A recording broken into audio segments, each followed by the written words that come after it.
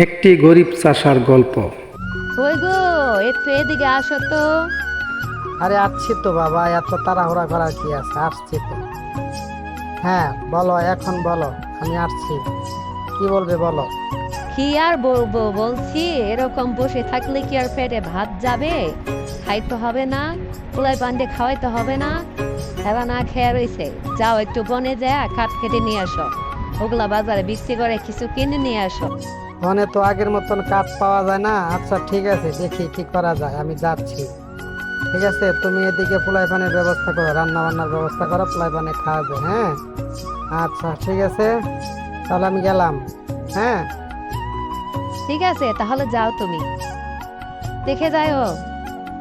এই বলে চলে গেল সে গরিব চাষা। তারপর তার স্ত্রী চলে গেল তার লাইবানে খাবারের জন্য। সেই চাষাটি অনেক ঘুরতে ঘুরতে ঘুরতে ঘুরতে কোনো গাছ পাচ্ছিল না, কি গাছ কাটবে। সে অনেক খোঁজাখুঁজির পর একটা বনে যায়। সেখানে গিয়ে সে দেখতে পায় একটা গাছ। সে গাছটা কেটে সে তার জীবিকা নির্বাহ করার জন্য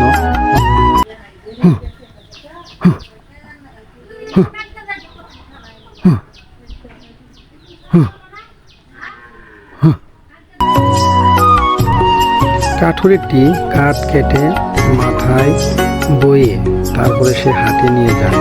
সে হাটে নিয়ে এগুলো বিক্রি করে, তারপরে সে তার ছেলে সন্তান এবং স্ত্রীকে নিয়ে সুখে শান্তি খায়। তো ভালো থাকবে।